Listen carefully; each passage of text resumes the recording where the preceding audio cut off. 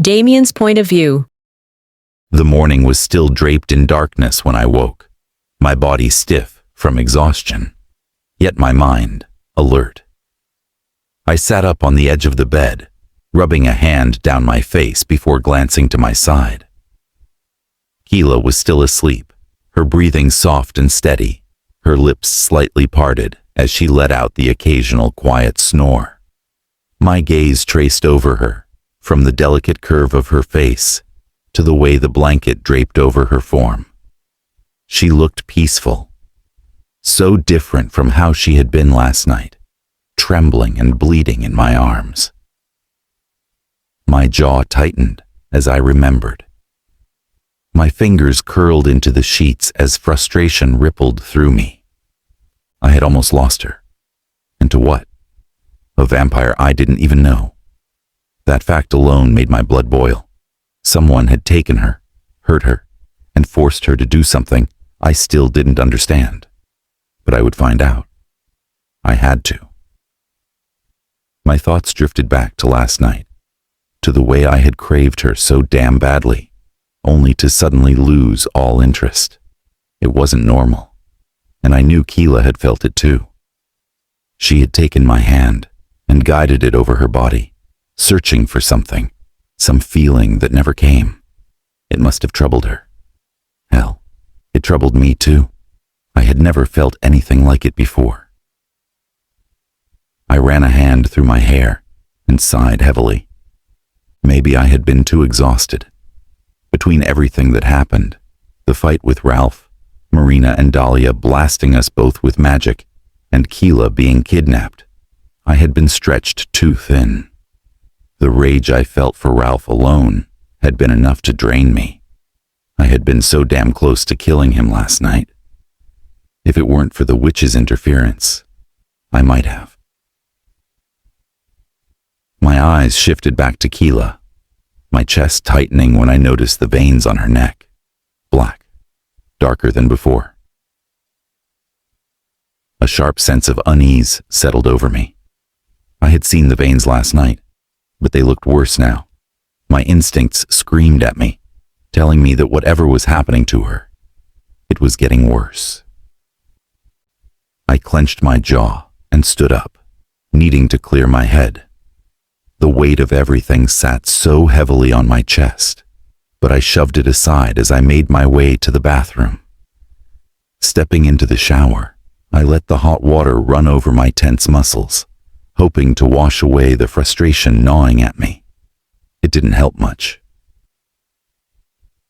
After brushing my teeth and dressing quickly, I left the room, making sure to close the door softly behind me.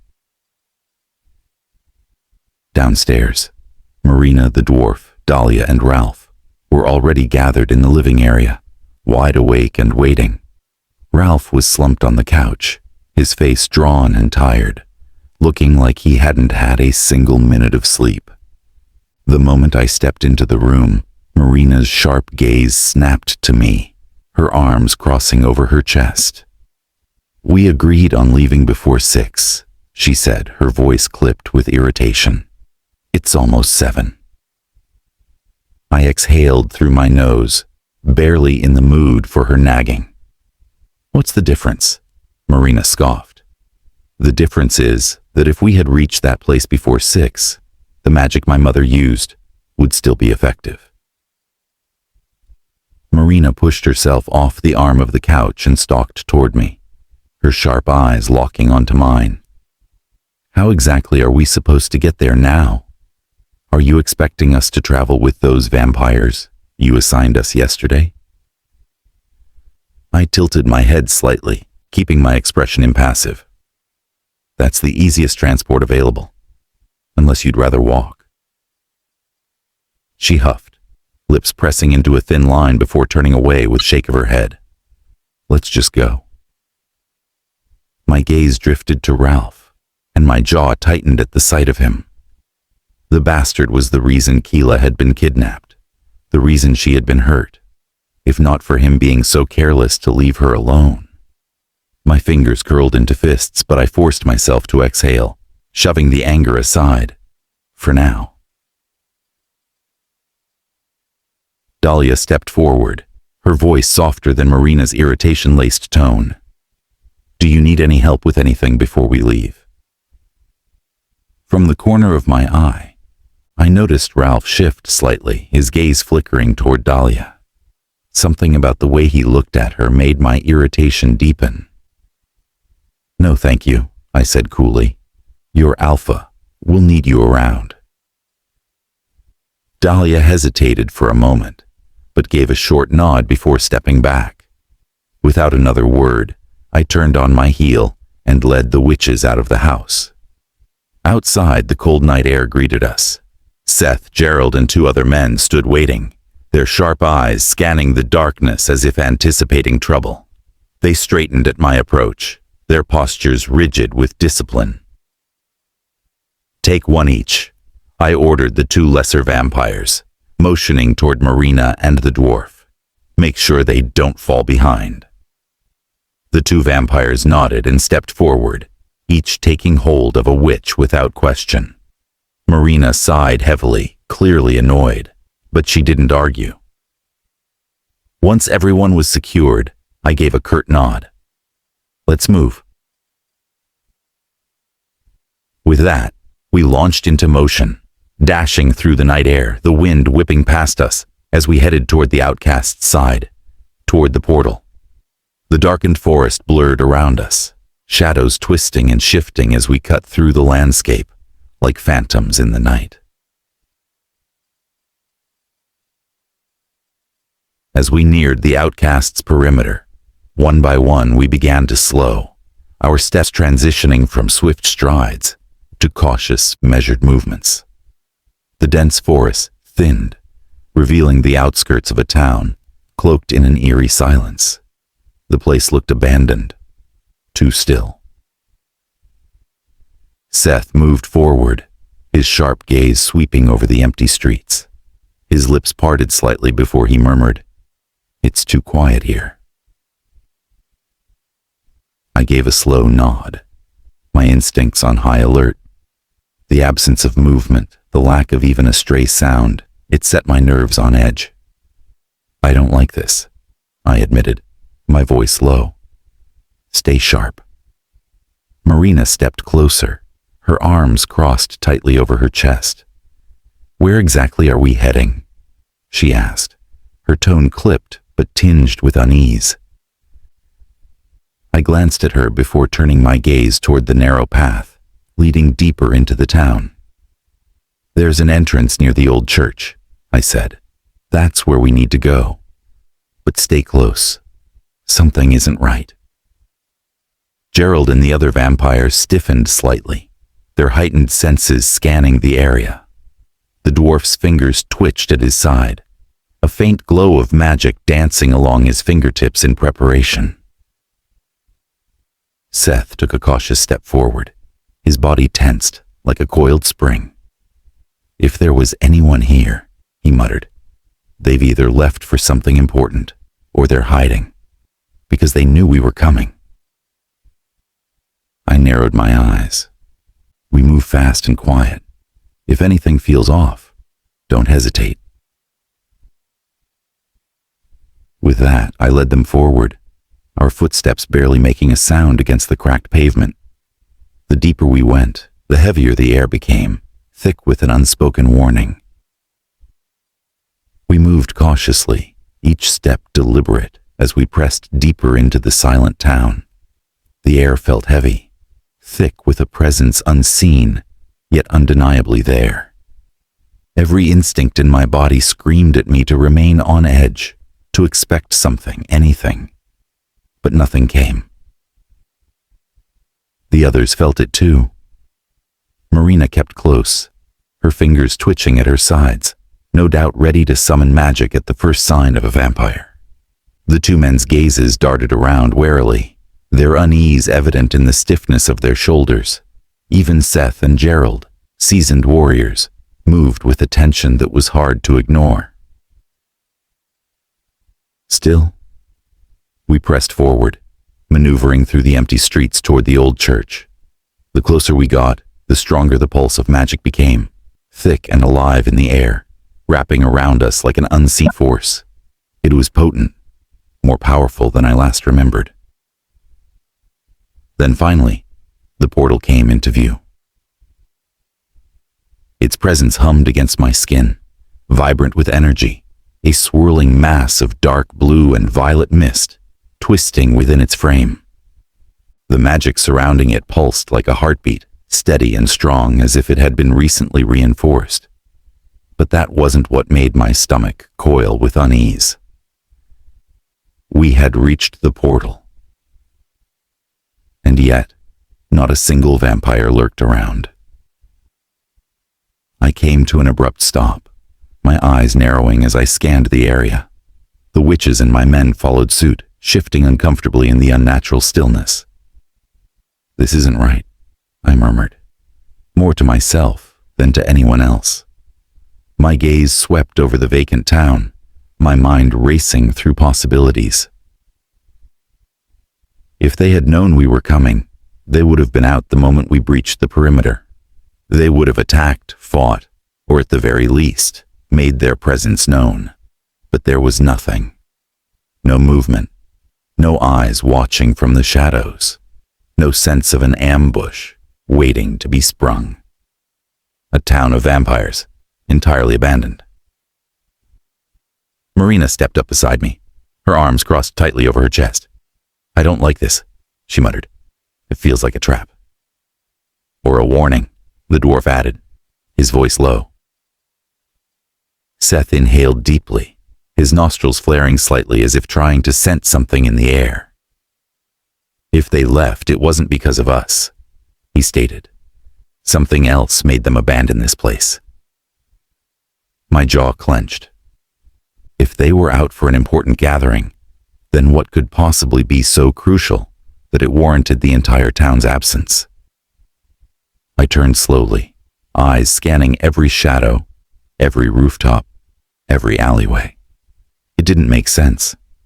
The portal's magic was strong and untouched, as if it had been fortified recently. The wind howled through the empty streets, carrying the faint scent of ash and something else, something softer, much foreign. A shiver ran down my spine. I turned to Marina. "Get to what brought us here," I ordered. "We'll deal with the rest." She gave a firm nod and stepped toward the portal, while I gestured for the others to stay on guard. The air crackled around us as Marina stood before the swirling mass, staring at it for a long moment before exhaling and pulling off her backpack. She knelt, placing the bag down and retrieving the necessary tools: a handful of enchanted stones, a dagger etched with ancient runes, a bowl of dark liquid that shimmered with unnatural light, and a bundle of dried herbs tied with twine. Carefully, she arranged the items in a perfect circle, drawing intricate symbols into the ground with the dagger's tip. The air around her thickened with power as she whispered incantations under her breath, her fingers trailing over each artifact with practiced precision. Once everything was in place, she moved to the center of the circle and settled onto her knees. Closing her eyes, she began to chant, her voice resonating with the deep hum of the portal's energy. The ground beneath us trembled as the portal flickered, its colors fluctuating wildly. A powerful wind howled through the space, tugging at our clothes and hair, yet Marina remained untouched, as if encased in an invisible shield. The portal shrank, its glow dimming, its energy retreating inward. Then, just as it seemed to be closing completely, a sudden surge erupted from its core. A shockwave of pure magic blasted outward, knocking us all to the ground, Marina included. The force rattled my bones as I hit the dirt, the wind ripped from my lungs. As the dust settled, I pushed myself up, eyes darting toward the portal. It still stood, pulsing wildly, stronger than before. Something had fought back. Marina groaned as she sat up, clutching her head. Her fingers trembled as she reached for her dagger, the runes on its blade glowing faintly. "That wasn't supposed to happen," she muttered, her voice laced with both frustration and awe. Everyone scrambled to their feet, their eyes wide with alarm. That surge, it wasn't just residual magic. Something is on the other side. Seth cursed under his breath, rubbing his shoulder where he had landed hard against the ground. If we weren't the ones stopping it, then who the hell is keeping it open? I exhaled sharply, wiping the dust from my face. "We need to regroup. Marina, can you try again?" She hesitated, her gaze locked onto the swirling vortex. "I don't know if that's a good idea. If something is resisting me, then it's either aware of us, or it's trying to come through." A deep resonant sound echoed from the portal, like the groan of an ancient beast waking from slumber. The air vibrated with raw energy, and I felt the unmistakable sensation of being watched. "Everyone, get ready. Whatever is on the other side." A sudden pulse of energy rippled outward, cutting me off. The portal's colors darkened, shifting into an ominous shade of deep crimson. Then, slowly, something began to emerge. A heavy silence fell over us as we stood our ground.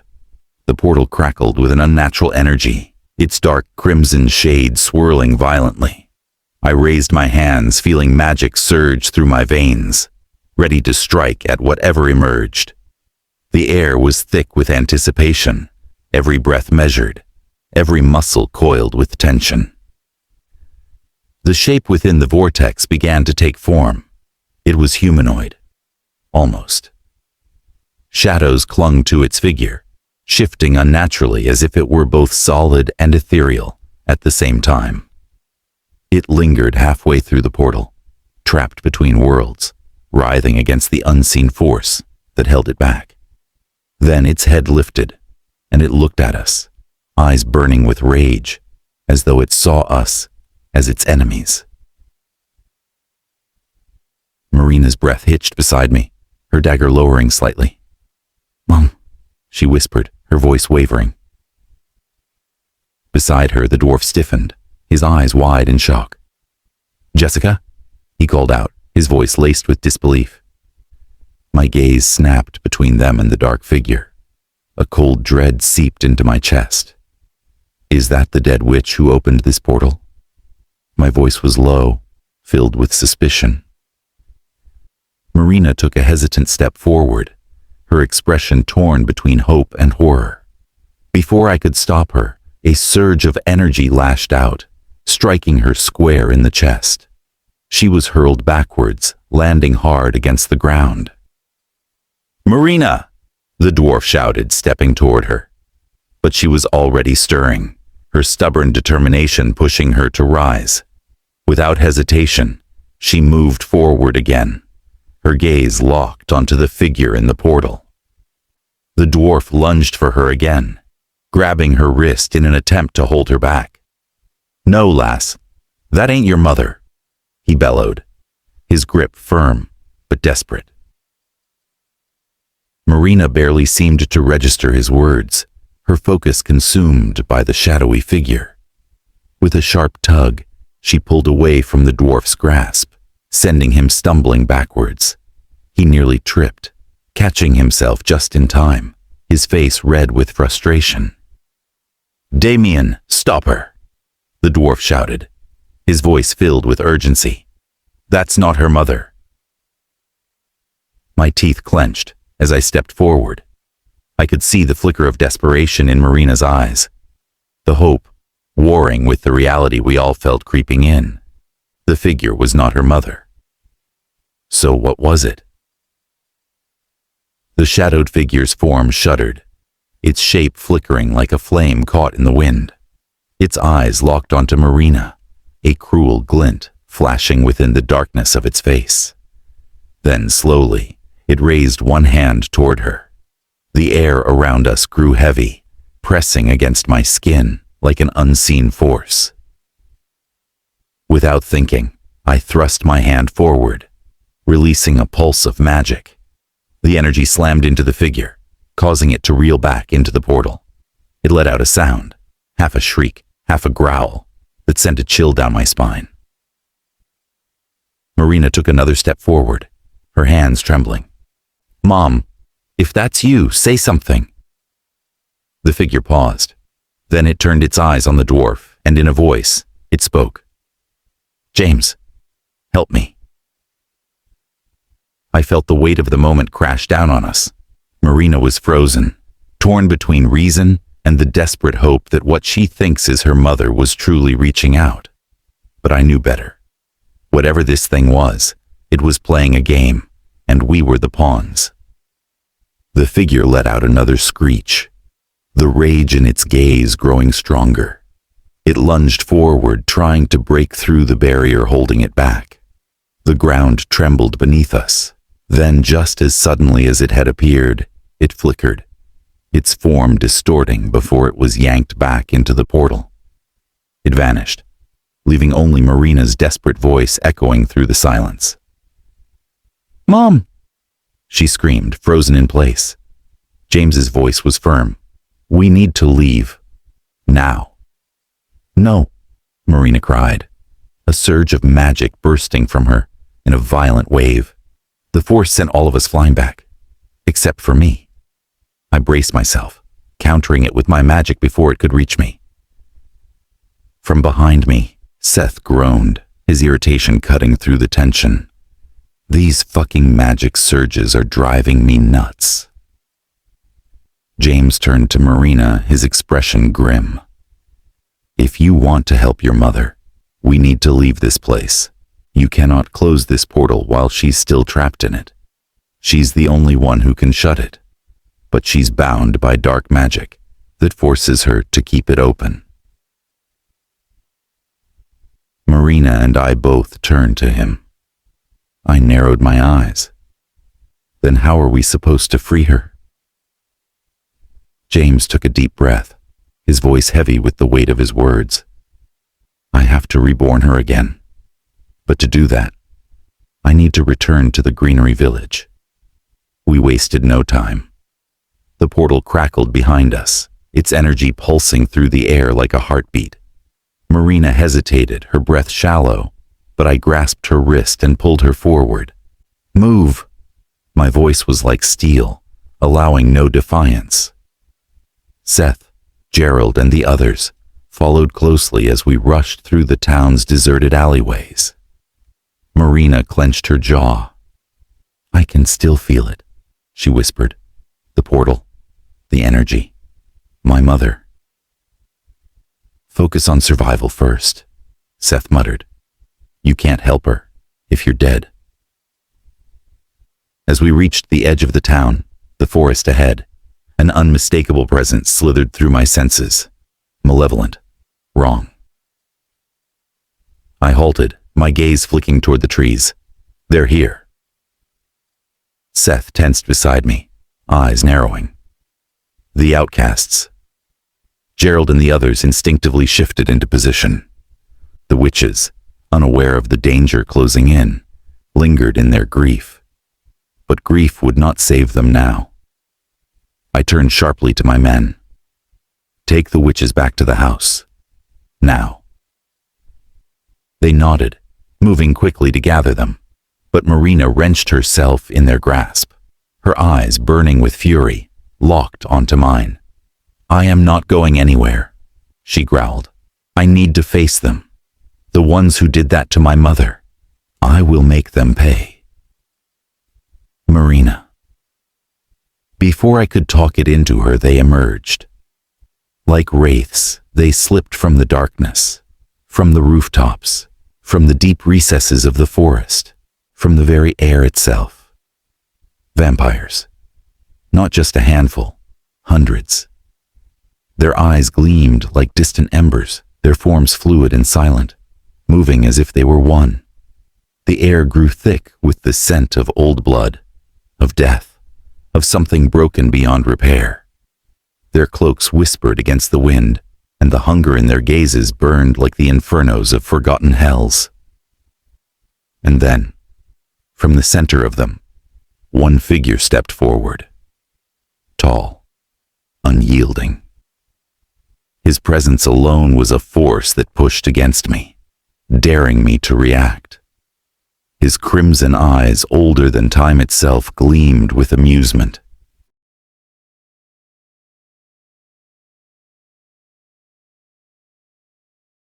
His dark hair, still untamed after all these centuries, framed a face that had once been my equal in battle.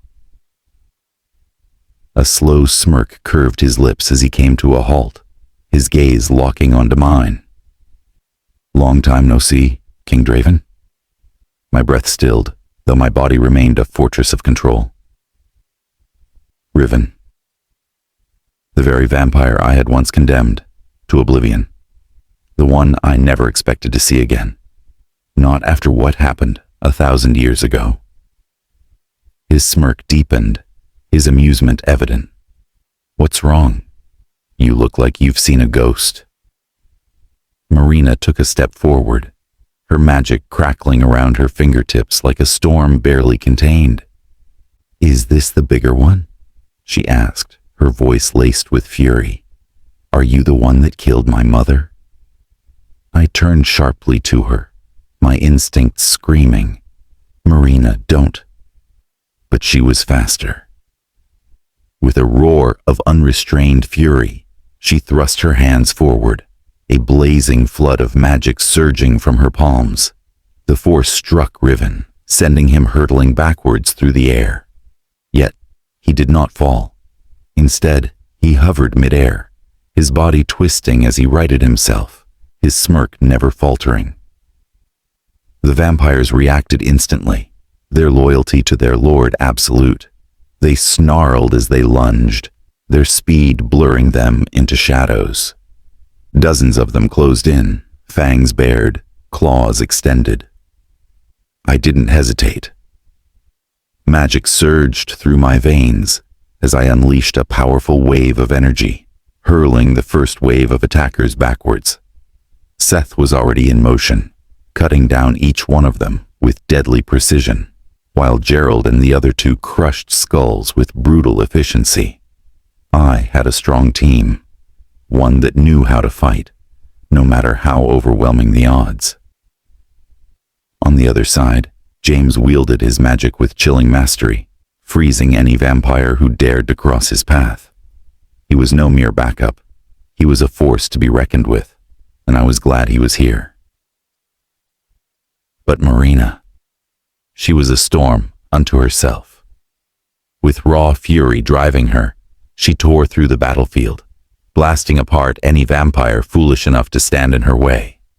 Her only focus was Riven, her rage a relentless fire as she screamed his name, hurling curses and magic in his direction. She wasn't just fighting, she was hunting.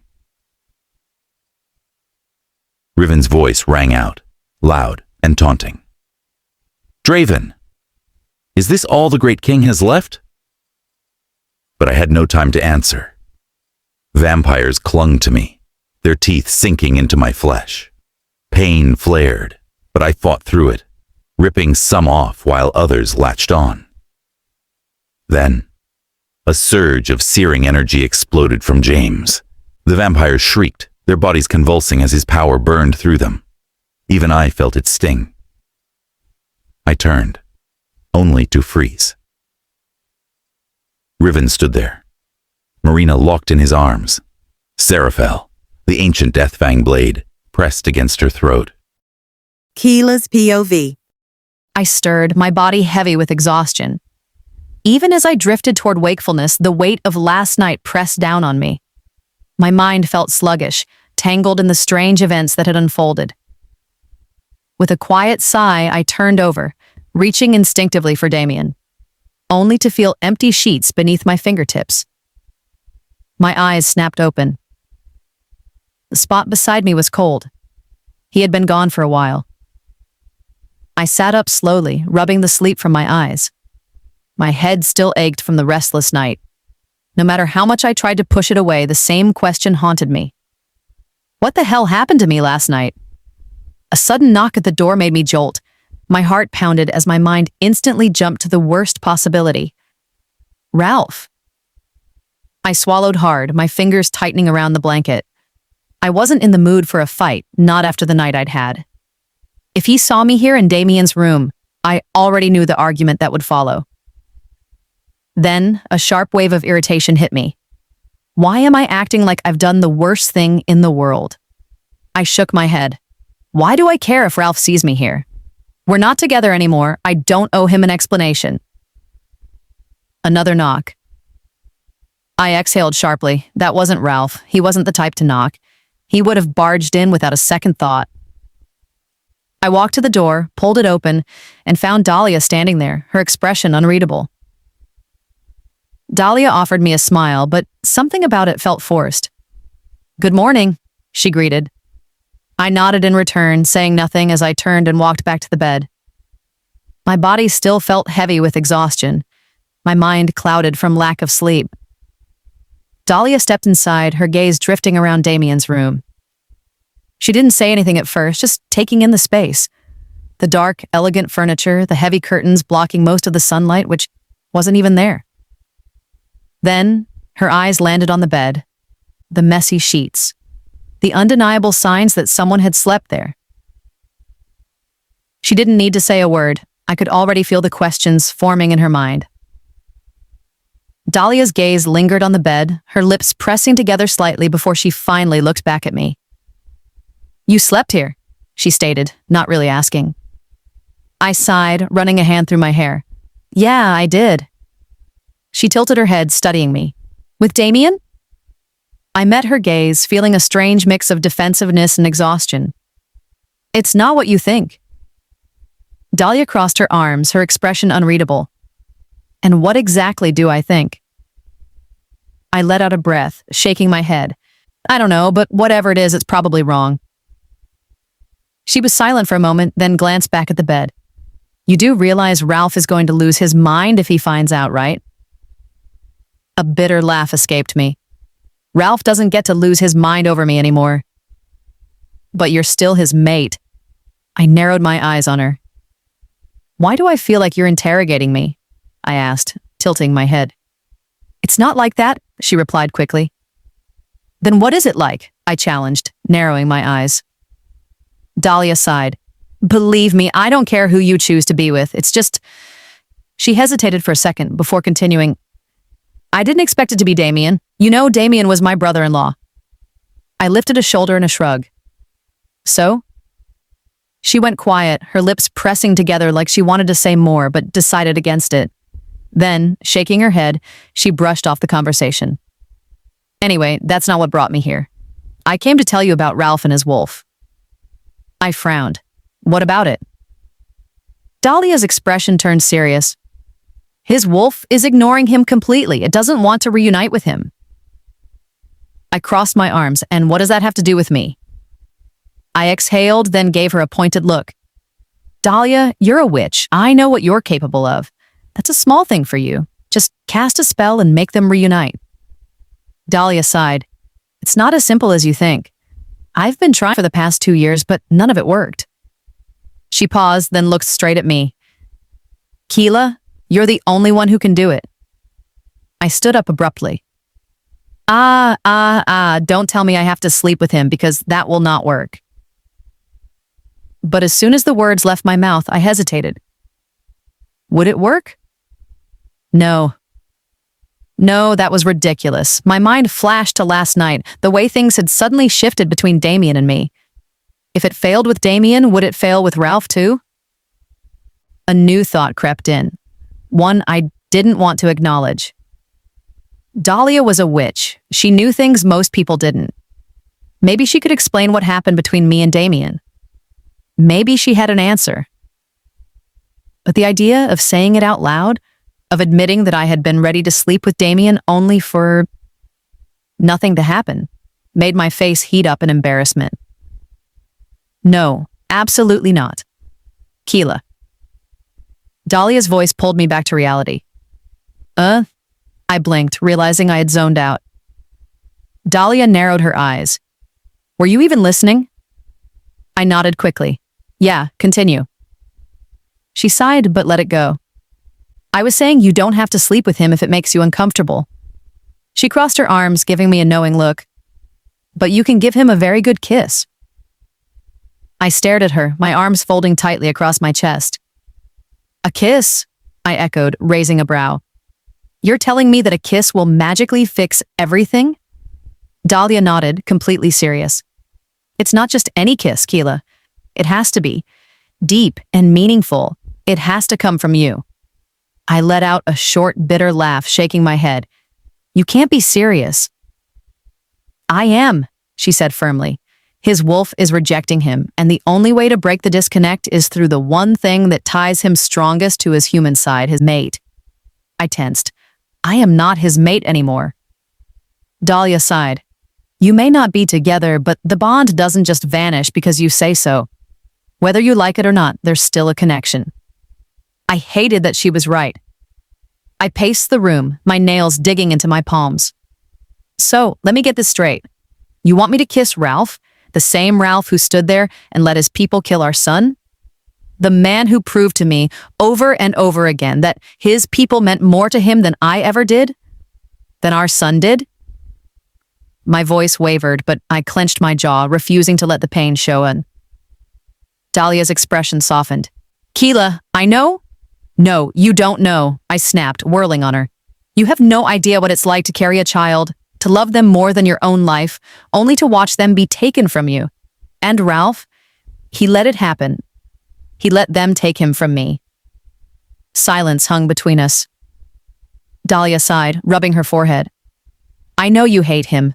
I know he destroyed you, but Keilah, this isn't just about him. His wolf rejecting him completely? That's dangerous. If they don't reunite soon, Ralph could lose himself. I frowned. Lose himself? Dahlia nodded. He could become nothing more than an empty shell. His wolf is a part of him, and without it, he'll become weaker, unstable. Eventually, it could kill him. I scoffed, crossing my arms. You said it's been over 2 years since he lost his wolf. Why hasn't it killed him already? Dahlia sighed. Because the bond he had with you kept him grounded, even if it was strained. But lately, something has changed. When he finally saw his wolf, it fully turned away from him, and that's dangerous. I frowned, not liking where this was going. And what exactly changed? Dahlia hesitated, then gave me a knowing look. You. My stomach twisted. What do you mean, me? You finally started letting go, she said softly. You're moving on, and his wolf feels it. That's why it's pulling away from him completely. You were the last thing tethering him to balance. Without you, he's breaking. I swallowed hard. Was that true? Had I really been the only thing keeping Ralph from completely losing himself? I hated that the thought made my chest tighten. I clenched my jaw, pushing down the unease creeping up my spine. That's not my problem, Dahlia, I said, my voice firm. Ralph made his choices. He showed me exactly where I stood when he let his people kill our son. When he made it clear they were more important than me, than us. Dahlia flinched slightly but didn't look away. I know, she admitted. And I don't blame you for hating him. But this isn't just about Ralph anymore. If he loses his wolf completely, it won't just kill him. It could destabilize the pack too. I laughed bitterly. So now I have to care about his pack too? No, Kila. I'm asking you to care about yourself. Dahlia's voice was quieter now, almost cautious. If he becomes unstable, he could become reckless, dangerous. And whether you want to admit it or not, that puts you in danger too. I sucked in a breath, my mind racing. As much as I wanted to pretend I didn't care, I couldn't ignore the truth in her words. If Ralph lost control, who knew what he was capable of? I sat back down on the bed, rubbing my temples. You're telling me the only way to stop this is if I kiss him? Dahlia nodded. A real one. A deep one. It might be enough. I groaned, flopping back against the mattress. This is insane. Dahlia sighed. It's the only way. I stared at the ceiling, my heart pounding. I didn't want to do this. Every part of me screamed against it. But if I didn't, what would happen next? I sat up straight, exhaling sharply. All right, I get it, but let me think about it. Dahlia studied me for a moment before nodding. Fair enough, just don't take too long. I ran a hand through my hair, frustration simmering beneath my skin. Kissing Ralph was the last thing I wanted, but the thought of what could happen lingered in my mind. Dahlia turned to leave, then paused at the door. Kila, whatever choice you make sure it's truly yours. I swallowed hard, watching as she left. But was this even a choice? I let out a frustrated sigh and flopped back onto the bed, staring at the ceiling. My choice? Was it really? If I didn't do this, Ralph's wolf would never get back to him and he'd slowly waste away. But why should I care? Why did it have to be me who saved him? A bitter laugh escaped me. I hated him. I wanted to hate him. But deep down, a part of me still ached at the thought of him suffering. Closing my eyes, I whispered, "Damn it." I let out a tired sigh and got up, smoothing the sheets on Damien's bed. It was a small act, but it kept my hands busy, kept my mind from spiraling. Once the bed was neat, I headed out and into my room to clean up.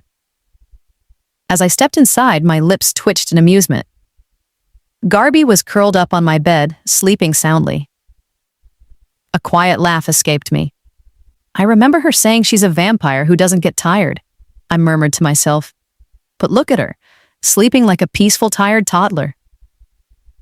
Shaking my head, I grabbed some clothes and headed to the bathroom. I washed up, did everything necessary, and stepped out feeling slightly refreshed. As I made my way toward the stairs to get something to eat, I suddenly stopped. Ralph was downstairs. I exhaled deeply, gathering my resolve. Then, pushing the hesitation aside, I continued. When I reached the stairs, my steps slowed. Ralph was lying on the couch, his eyes closed. For a moment, I just stood there, looking at him. My heart ached. He was once the man I loved so much. He was the man I had a child with, the man I thought I'd spend forever with, raising our son in a happy family. But that future had been ripped away. And the worst part? Ralph had let it happen. My hands curled into fists. Had he refused to act because, in his eyes, I was still the same human girl he first met? Even after learning that humans weren't the ones who killed his mother, he still hated them. And yet, when our son was taken from us, he did nothing. Good morning. The voice startled me. I tipped quickly behind me, my heart jumping into my throat. Garby stood right behind me, her arms crossed, watching me with mild amusement. When did you get here? I asked, pressing a hand to my chest. I left you in the room sleeping. Garby smirked. We vampires don't oversleep like that. A laugh bubbled out of me as I recalled how she had been curled up on my bed like a toddler. Garby narrowed her eyes. What? Why are you laughing? Nothing, I said, still chuckling. Shaking my head, I turned back toward Ralph, only to find his eyes open, staring at me. My heart jolted. I quickly looked away and spun around, heading straight for the kitchen. I tried to shake off the lingering feeling and grab some of the food supplies we'd gotten from the human side, setting them down on the counter. With steady hands, I began preparing breakfast, even though it was well past breakfast time. I focused on the task at hand, trying to ignore the thoughts of the man who had once held my heart. Ralph shifted on the couch, then got up. I stiffened as he started walking toward the kitchen, each step slow but steady. My heart pounded so hard I thought he could hear it. Without turning my head, I whispered to Garby, "Please stay close to me. Don't let that man near me." Garby nodded, her voice calm. All right. I swallowed hard, keeping my attention fixed on spreading jam over my bread, pretending I didn't feel his presence looming closer. But how much longer could I ignore him? Garby remained by my side, her presence a silent reassurance, but it did little to stop the tension crawling up my spine. Ralph's footsteps grew nearer, each one tightening the knot in my stomach. Finally, he stopped just a few steps away. "You're avoiding me," Ralph said, his voice low, rough. I took a slow sip of my tea before answering. "I wonder why." Garby shifted beside me, but she didn't say anything. Ralph exhaled sharply and then stepped into the kitchen, his presence swallowing the space like a storm cloud. His dark eyes swept over me before landing on Garby. "Leave us," he said. Not a request, but a command. "I need to talk to her." Garby stayed put, but I noticed a slight shift in her stance. Even as a vampire she was affected by Ralph's presence, and I don't blame her. Ralph was intimidating, his towering form, his piercing gaze. Even without his wolf, he looked just as dangerous. Not wanting to stir chaos in the house, I let out a breath and said, "It's okay, Garby. I'll be fine." She didn't look convinced, but after a moment, she gave me a warning glance before silently leaving the kitchen. I pushed my breakfast aside and turned to face Ralph, folding my arms. "If you want to talk about your wolf, forget it. Dahlia already told me, and I'm still thinking about it." He stepped closer, his dark eyes locked onto mine. "What is there to think about?" I stepped back immediately, lifting a hand. "Don't come any closer." But ordering Ralph around was like trying to stop a storm with a whisper. He ignored my warning, closing the distance between us. "Ralph," I said sharply, pressing a hand against his chest to stop him. The moment my palm touched him, a jolt of warmth shot through me, spreading like wildfire. My breath caught. I hated him. I hated what he had done. But my body didn't seem to understand that. I pulled my hand away like I'd been burned. The words tumbled out before I could stop them. "I have to tell Damien about it first." His jaw clenched, his eyes darkening with something dangerous. "What the fucking hell? If he hears about me kissing you, he'll be hurt." Asterisk. Would he? A voice in my head questioned. I don't even know if Damien would care that much, but I feel like I should tell him first. Ralph let out a sharp, humorless laugh. Do I need a bloodsucker's approval to kiss my mate? I met his glare, standing my ground. It's because I care about his feelings. His entire body tensed, his hands curling into fists at his sides. His veins stood out against his skin, pulsing with frustration. "Kila," he gritted out, his voice low and full of barely contained rage. "I don't fucking care about your boyfriend's feelings. Just give me what I want so I can leave this sickening place. I'm so tired of it." I swallowed hard, my throat suddenly dry. Maybe it was best to just get it over with. If one kiss was all he needed to fix his bond with his wolf, then fine. At least I wouldn't have to deal with this anymore. I wouldn't have to see his face or feel his presence lingering around me like a shadow from the past. I exhaled sharply, straightening my shoulders. "Fine," I said, my voice steady despite the turmoil inside me. "Just a kiss. All right, bring it on."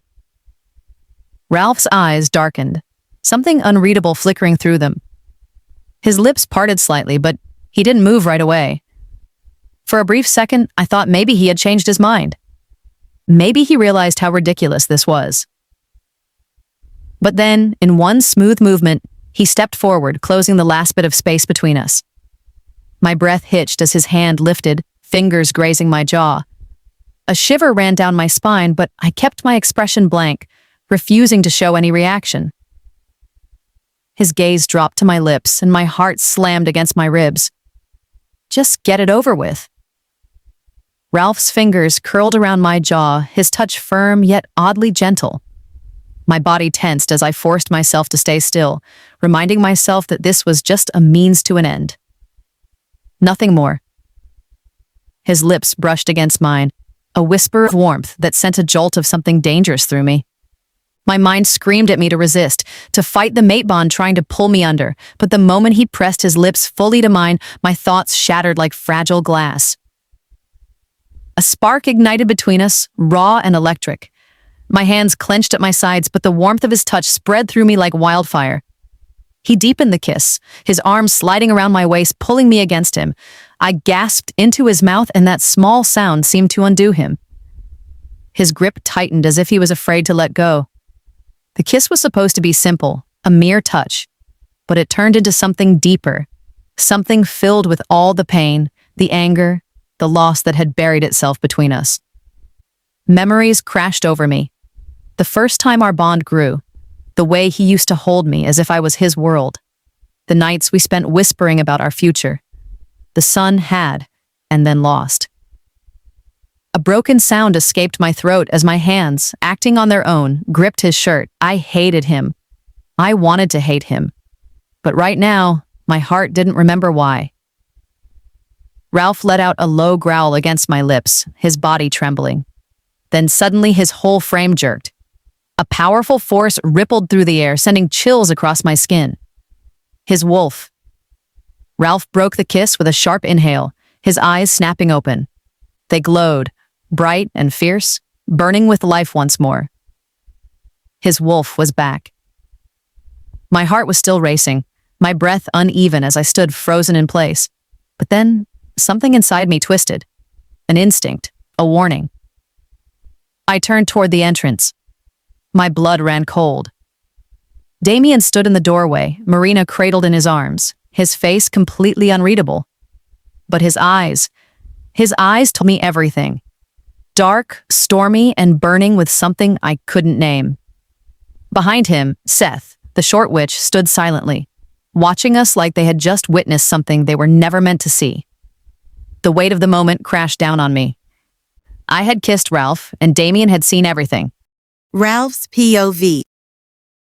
I watched her, every muscle in my body tense with a mixture of rage and something far darker, something I couldn't name. Her lips, soft and warm against mine, had been a shock to my senses. I could feel the bond snap into place the moment she kissed me. My wolf roared to life.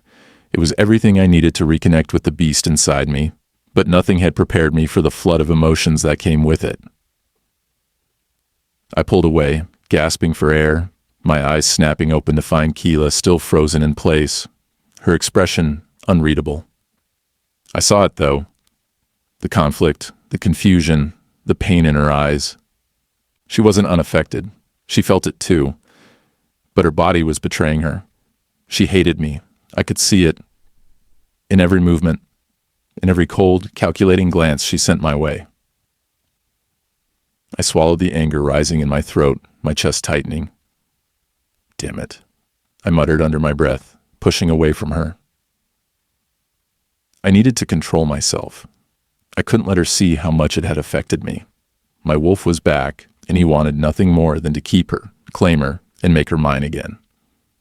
But Kila was still fighting it. She was still fighting me.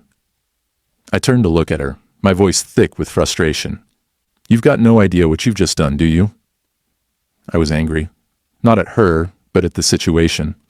At myself for not being able to stay away, for not being able to fight the bond that was already consuming me. Before she could respond, I felt him. I whipped around, my eyes narrowing when I saw Damien standing in the doorway, his eyes dark and unreadable. My heart pounded as I saw the way he was holding Marina, the way his eyes were locked onto us, sharp and intense. A smug smirk tugged at the corner of my lips, powered by the wolf inside me. It felt good. Seeing Damien's reaction, the way his gaze burned with something raw and possessive, it made me feel like I had won something. My wolf was in control now, and I could feel the satisfaction ripple through me. Kila whispered his name, her voice barely audible, and I watched as she started to move toward him. But before she could take another step, I reached out and grabbed her hand, pulling her back toward me. We're not done, I said, my voice low but firm. Kila jerked her arm away from me, her eyes flashing with anger. You got your wolf back. Isn't that what you wanted? I leaned in, my voice a smug whisper only for her. I did want my wolf back so bad. But now that I have him, I'm not sure I can let you go from my hand. Kila's eyes widened, and she took a step back, her breath hitching in her throat. She was pissed, and I was loving every second of it. Before she could say anything else, Damien stepped into the room, carefully placing Marina onto the couch. The dwarf followed closely behind, his brow furrowed with worry as he looked at Marina. Seth shot a glance toward us, his voice cutting through the tension. Looks like we interrupted your good moment. Kila opened her mouth to speak, but I wasn't about to let her defend herself. I cut her off, my tone dripping with irritation and challenge. Do you have a problem with it? Kila stared at me, her mouth opening and closing like she was ready to snap back, but no words came out. I could feel Damien's anger building in the air, but the satisfaction of having Kila so close, having her trapped between me and him, was making it all the more delicious. I saw it, Kila's hand trembling in mine as I pulled her with me, determined to get the answers I needed. I didn't care what anyone thought. I needed to know everything. I wasn't about to leave this house until she told me the truth about what Damien had said last night, about her being Fae, or if that was all just a lie to keep me from the real answers. I dragged her past everyone, ignoring hard stares from Damien. The air in the living room felt suffocating, like everyone was holding their breath, waiting for what would happen next. But nothing could stop me. Not anymore. Not with the wolf finally returned to me. As we reached the entrance, I could feel the tension building, the anticipation crackling between us. Kila didn't pull away, though I could feel the anger radiating off her. She didn't want to go with me. But it didn't matter. I wasn't going to let her get away this time. Before I could take a step outside, Kila stopped. I turned to her, only to see Damien standing there, holding her hand, his face flushed with barely contained anger. His fists were clenched, and his eyes bore into me with a fury that sent a jolt of warning through my spine. "You're not taking her out again," he said, his voice low, thick with restraint. "Not to get her in trouble again." I growled, the wolf in me rising. Without thinking, I shoved his hand away with a fierce movement, a warning in my voice as I did. "Get your hands off my mate," I snapped, my jaw clenched tight, the words coming out like a growl. Damien's eyes burned with an intensity I hadn't seen before. He stood his ground, his body still tense as ever. But instead of attacking, he spoke, his voice cold and sharp. "Whatever you want to talk about, do it inside. But not outside." Kila tensed beside me, her free hand clenched into a fist at her side. I could feel her anxiety creeping into the air, but I wasn't about to let her go. She was mine, and I wasn't about to let Damien give me orders. Not now, not ever. The tension between us crackled in the air, thick and charged. I wasn't backing down, not after everything I'd been through to get my wolf back. I took a step forward, my gaze locked onto Damien's, and snarled, "You don't get to tell me what to do." Damien didn't flinch. Instead, he stepped forward too, his chest raised in challenge, his voice hard as iron. "Then you will do as I say. I won't watch you do the same ignorant thing you did last night." My blood boiled at the mention of last night. The fight, the words we exchanged, everything that had nearly torn us apart. We were inches away from it, fists flying, words turning to growls, the same mess we'd gone through before. But before either of us could act, Kila squeezed herself between us, and I barely had time to register her movements before she pushed me back, with enough strength to get me off balance. I growled, but didn't take another step forward. Then she turned, her eyes flashing with fury, and pushed Damien away with the same force. Her chest heaved as she stood in front of us, and for a moment, I saw something new in her eyes. "I've had enough of you both," she said, her voice trembling with frustration.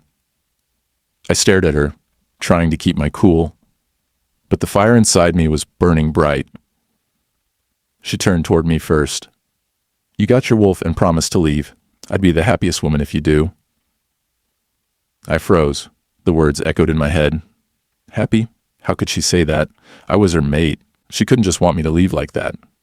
Not after everything we'd been through. I had gotten my wolf back. But that didn't mean I was done with her. I opened my mouth to say something. Anything. But the words got stuck in my throat. Instead, I stood there, fists clenched at my sides. I hated myself for the way things had turned out.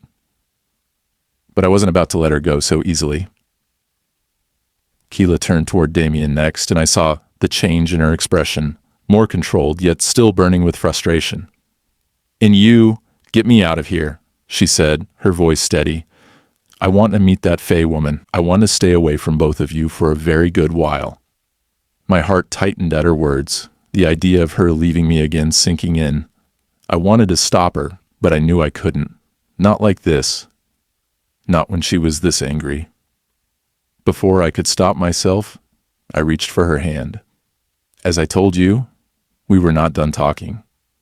Kila jerked her hand away, her voice sharp as she snapped at me. "Don't you get it? I don't want to talk to you. Just leave me alone." Her words stung more than I wanted to admit. I couldn't think straight. Everything felt like it was slipping away. But I couldn't push her. She turned on her heel and started heading up the stairs, her movements quick and purposeful. Damien stepped forward, his hand outstretched toward the vampire girl who had been silent up until now. He motioned for her to follow Kila. "Go with her," he said, his voice low. The girl nodded before following Kila upstairs. I stood still for a moment, the weight of everything crashing down on me. It was over. For now, at least. I stood there, seething with frustration, my hands still trembling with the urge to chase after Kila. But just as I was about to take a step forward, a quiet voice broke through my haze of anger. "Damien, what happened to Marina?" Dahlia's voice was sharp, cutting through the tension in the room. I hadn't even noticed her entering, too distracted by everything that had just gone down. But she was here now, and I couldn't help but feel a slight flare of irritation as she turned her attention to Damien's people's affairs. "She'll be fine," the dwarf crouched beside Marina on the couch muttered, his voice calm but focused. "I just need to give her some certain herbs." "Okay, I understand," Dahlia said, her eyes narrowing as she glanced at the dwarf before turning back to Damien. "But what happened to her?" Before the dwarf could reply, a sudden bright light blazed through the house from upstairs, lighting up the room with an intensity that made me squint. "Kila!" Damien's voice rang out, filled with urgency. He was already in motion, dashing toward the stairs without even a second thought. I reacted immediately, pushing past the others and following Damien. My heart pounded in my chest, dread creeping up my spine as I ran after him. Everyone followed. Seth and the dwarf trailed behind, each of us moving faster than I thought possible. We rushed up the stairs, but by the time we got to the room, the light was already gone. Damien froze in the doorway, his eyes scanning the room. "Where is she?" he gritted out through clenched teeth. Seth's voice broke the tense silence. "Garby?" he called out, his voice sharp and full of concern. But there was no answer. The room was empty. "They're gone," Damien said, his voice thick with fury and disbelief. "Who?" I asked, confused. Damien turned to face me, his expression one of utter frustration. "Who else came upstairs after upsetting her?" he snapped, his tone sharp. I stood in the doorway, my mind racing. "Kila and the vampire girl," I muttered to myself, piecing things together. "But how?" I asked, my voice barely a whisper. "She used Fey magic," the dwarf replied, his tone heavy and grim. Damien's eyes flicked toward the dwarf, then back to me, his expression dark. There was no question now. Kila had taken herself out of the equation in a way I couldn't understand. And she had done it with magic. Kila's POV.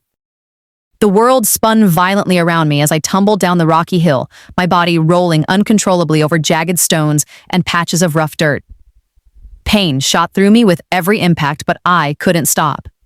I had no control over my descent, and the speed at which I was falling only increased with every passing second. Above me, I could hear Garby's frantic voice, shouting something I couldn't make out. My head slammed against the ground, sending a sharp, dizzying pain through my skull. I gasped, my arms flailing, trying to find something, anything to stop my fall. But the hill was too steep, too cruel, and all I could do was brace for the inevitable. Then, suddenly, my body collided with a thick patch of grass, soft compared to the harsh terrain above. The impact still knocked the air from my lungs, but it slowed me enough to let me twist and dig my hands into the dirt. My fingers curled around a thick root, and I clung to it desperately, my chest heaving as I fought to catch my breath. But before I could recover, Garby slammed into me, knocking out the last bit of air I had left. Pain exploded through my ribs as Garby's weight crushed me into the damp earth. My vision blurred for a second, black spots dancing at the edges as I struggled to breathe. My body felt like it had been tossed around by a storm, and for a moment I just lay there, stunned. Garby groaned beside me, rolling off with a pained hiss. I coughed, sucking in a shaky breath as the burning in my chest eased. "You," I started, my voice hoarse. "You tackled me." Garby shot me an incredulous look, propping herself up on one elbow. "Excuse me? Whose fault is it that we're here?" She waved a hand around before narrowing her eyes at me. "Kila, what did you do to get us here?" I opened my mouth to snap back, but she was already moving. With a quick dart of her eyes, she sprang to her feet, posing dramatically like she was expecting some grand revelation. Then, just as suddenly, she spun toward me, bent down with a mischievous smile, and asked, "Are we in the human world?" I pushed myself up too fast, my head colliding with hers with a sharp thud. "Ow!" Garby yelped, falling back onto the ground with a groan, rubbing her forehead. I winced, rubbing my head before quickly scrambling to my feet. My eyes scanned the unfamiliar surroundings, my pulse still racing from the fall, and now from whatever unsettling energy hummed in the air. I have no idea if we're in the human world or the Fae world. I had been thinking only about the Fae through the anger I had, I admitted, glancing around at the towering trees and thick mist. All I was thinking about was getting somewhere, anywhere, I could breathe without Damien and Ralph hovering over me with their bickering.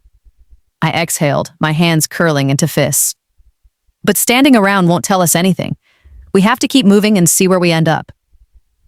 Garby groaned as she climbed to her feet again, still rubbing her head.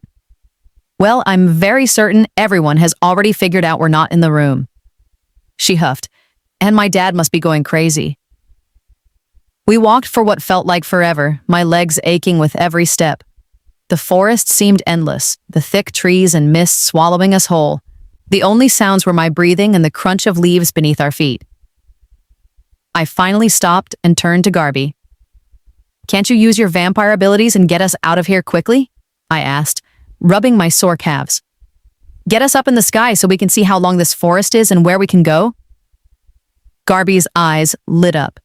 "That's a good idea. Come on." Relief flooded me, and without thinking, I threw my arms around her, hugging her tightly. Finally, my legs might actually get a break, I sighed. I waited for her to jump into the air and take us soaring, but she remained firmly planted on the ground, her feet not moving an inch. I frowned, turning my head to look at her. "What are you waiting for? Why aren't you going?" Garby hesitated, her fingers twitching slightly before she whispered, I can't do it." My stomach twisted. "You can't jump?" She nodded, her face unusually serious. A flicker of concern sparked in my chest, and I took a small step away from her. "Why?" Garby's jaw clenched, her eyes darting around the trees like she was afraid to say it out loud. The silence stretched between us, heavy and unsettling. Something was wrong. A sudden chill crept through the air, and before I could question it, the sky split open. Rain poured down, not in light droplets, but in a heavy, relentless downpour that soaked me in an instant. Garby and I locked eyes, both caught off guard by the sudden storm. "Shit," I muttered, pushing my wet hair out of my face. Garby, on the other hand, grinned like a child discovering something new. "Is this the rain?" she asked, wonder filling her voice. I gave her a small nod, wiping the water from my forehead. "Yeah, and we need to get out of it. Come on, let's go under that tree." Without waiting, I sprinted toward the nearest tree, expecting her to follow. The thick branches would at least provide some shelter from the freezing rain, but when I turned back, Garby was still standing in the open, arms slightly outstretched, her face lifted to the sky. She wasn't just standing in the rain, she was enjoying it. A slow smile crept onto my lips as I watched her, twirling slightly, letting the water drench her completely. She looked happy, purely and completely happy. I could have called her over, told her to get out of the rain, But instead, I just leaned against the tree, arms crossed, and let her have her moment. A low, guttural snarl echoed through the heavy rain, sending a chill down my spine. My heart slammed against my ribs. Garby froze mid-twirl, her joy vanishing in an instant. She had heard it too. She barreled toward me, grabbing my arm. "Did you hear?" Before she could finish, another snarl sounded, this time from above. Our heads snapped up. The rain distorted the sky, but through the watery blur, dark shapes took form. Twisted, elongated creatures clung to the branches above us. Their bodies looked half solid, half liquid, shifting with the rain. Their eyes, if that's what they were, glowed an unnatural shade, swirling like liquid silver. They snarled again. Then everything went black. A cold, damp sensation pressed against my skin. My body ached as if something had pulled the energy straight out of me. Slowly, I blinked my eyes open. A shadowed place surrounded me, the sky above still pouring heavily. The creatures hovered over me. They weren't touching the ground. Their unnatural eyes gleamed, unblinking, their liquid forms pulsing with each drop of rain that passed through them. A thick, heavy silence filled the space, broken only by the occasional wet squelching noise as they shifted slightly. I wanted to move. I needed to move. But the moment I locked eyes with them, my body went weak. The strength draining out of me like water slipping through my fingers. I gasped, feeling the life being pulled from my limbs, my breath growing shallow. Then, in eerie unison, the creatures let out a sound. It wasn't a snarl. It wasn't a growl. It was something far worse. A chorus of distorted, high-pitched wails erupted from them, a sound so unnatural, so piercing, it felt like my skull was splitting open. My hands flew to my ears, but it did nothing to stop the pain. The wailing dug into my brain, into my bones, vibrating through me until I thought I would shatter. I squeezed my eyes shut. And then silence. The draining sensation vanished, the unbearable sound stopped. I gasped for air, my body shaking. What just happened? And more importantly, where was Garby? "Kila, don't look into their eyes!" Garby's voice rang out, sharp and urgent. I whipped my head toward the sound, my eyes still tightly shut. "Garby!" My voice was hoarse, my breath shaky. "Do you know what these things are?" "No," she called back, her voice coming from somewhere to my right. "But it looks like they want you. And whatever they want, it has something to do with you looking into their eyes." A shiver ran through me. I felt it. The moment I met their eyes, it was like they were draining my energy. "I know," Garby said grimly. I swallowed hard. "Did they drain you too?" "No." She hesitated before adding, "I think because I'm a vampire. I'm not what they want, but they still trapped me here." That didn't make me feel any better. "So how do we get out of this?" I asked. "What are we supposed to do?" Silence. "Garby?" I called, my voice laced with worry. "Are you still there?" "I'm here," she answered slowly. "Then why aren't you saying anything?" "Because I think I figured something out." I tensed. "What is it?" "We have to stop the rain." I frowned. "What? Why?" "The rain? It's not normal," Garby said slowly. "It's not just falling through them. It's part of them." A cold weight settled in my chest. "Think about it," she continued. "The moment they appeared, the rain got heavier. And it's weird, isn't it? The rain touches us, soaks us, but it passes through them like they're made of it." The realization sent a chill down my spine. "You're saying they exist because of the rain?" "Yes," Garby confirmed. "As long as it keeps falling, they can stay here." My hands clenched at my sides. How were we supposed to stop the rain? This wasn't normal weather. It felt controlled, like it belonged to them. "But if we stop the rain," Garby continued, "they might disappear." I swallowed hard. And how exactly do we do that? Another silence stretched between us, because neither of us had an answer.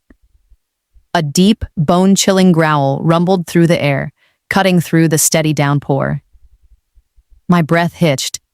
The creatures didn't move, but I could feel their presence pressing in, watching. How do we stop the rain? I whispered, my voice barely audible over the storm. Garby let out a frustrated sigh. If I knew, we wouldn't still be here. I clenched my fists. My soaked clothes clung to me, making the cold settle deeper into my skin. I could barely tell where my trembling ended and the shivers from the cold began. I tilted my head slightly, careful to keep my eyes shut. What if we change the way we feel about it? What? Garby asked, confused. The rain, I said quickly. What if it feeds off fear? I mean, think about it. When it started, we panicked. What if that's what made it stronger?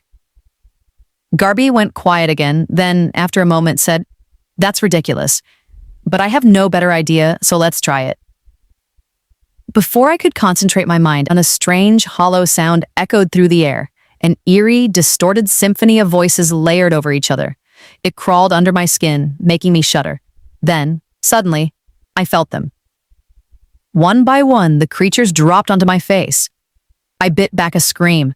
Their watery forms were weightless, almost like mist, but the sensation of them pressing down made my stomach churn. A chorus of angry whispers hissed against my skin, words I couldn't understand. My fingers twitched at my sides, itching to swat them away, but I clenched my fists. Kila, Garby whispered urgently. They're trying to make you open your eyes. I squeezed them shut even tighter. My heartbeat pounded in my ears as I fought the overwhelming discomfort. Garby's voice was tense. Can you use the same magic you did before? Get us out of here? I didn't do anything physical, Garby, I said, my voice trembling. The only thing I did was think about the Fey world, that's it. And then, we were pulled away, thrown into this place, wherever the hell we are. Garby exhaled sharply, a mix of frustration and fear. Then we're done for. Before I could respond, the creatures pressed down on me again. Their forms were cold and wet, but heavy this time. A sickening sensation spread through me, like my body was dissolving piece by piece. My muscles twitched, stiff and unresponsive. My stomach churned violently as if something inside me was rotting. My head pounded, a crushing force pressing against my skull, making my thoughts blur into static. Every inch of me ached, as if my own body was rejecting itself. I couldn't move. I couldn't breathe. Panic clawed at my chest, but I forced it down. Gritting my teeth, I gathered every ounce of strength left in me and snarled through clenched teeth. Get off me, you motherfucking ugly things! A surge of energy exploded from deep within me.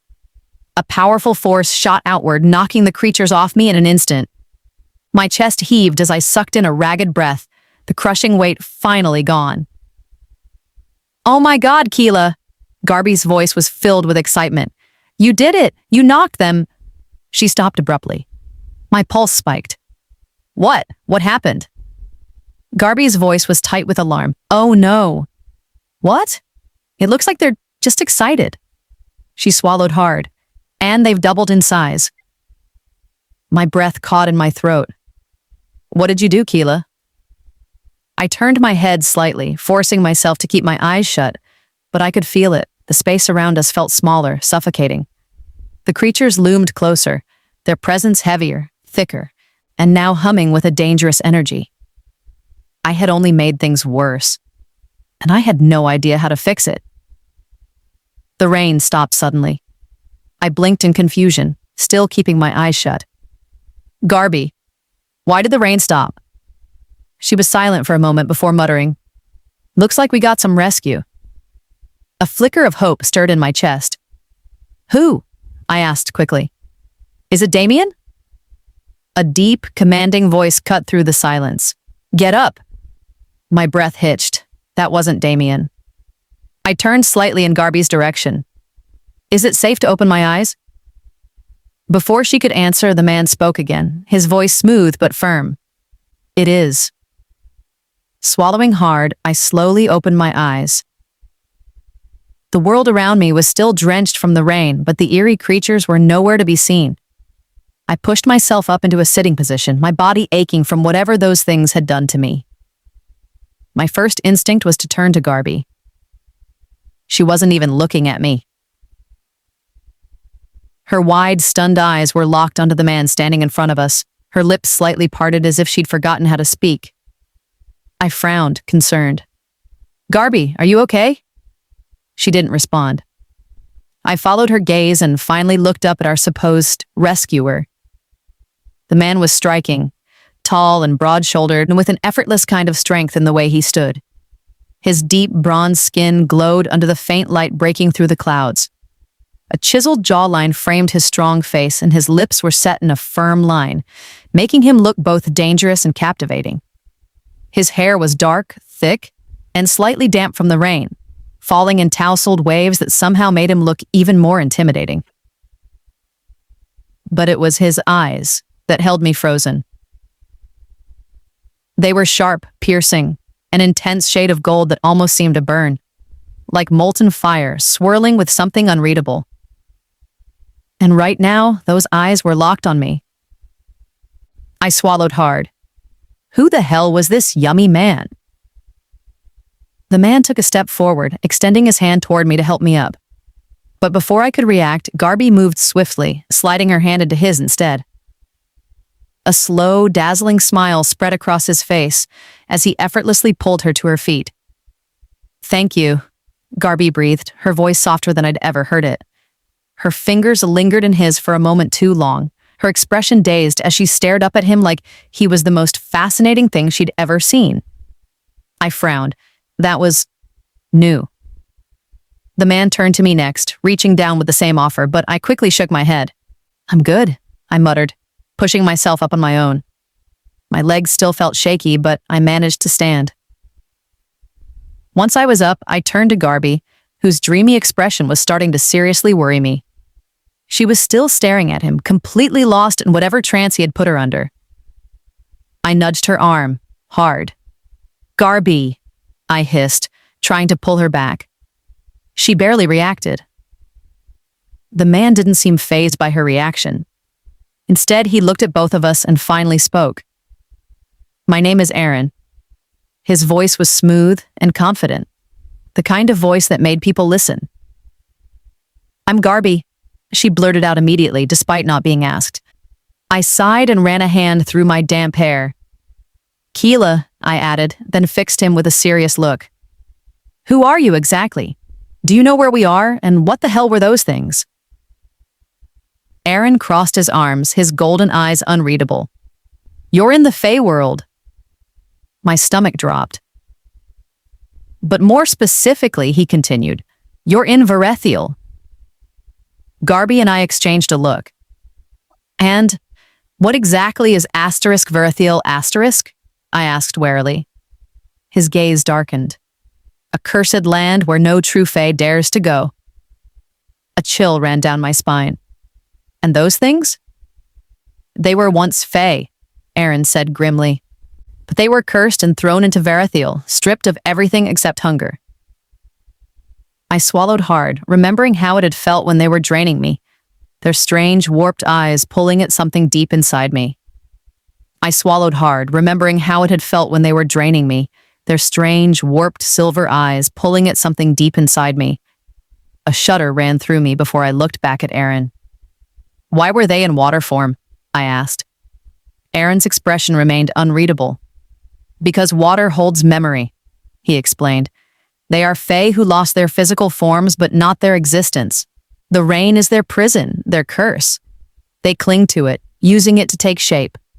I frowned. "But why?" "It's the only way they feed on the lost Fey's powers," he said grimly.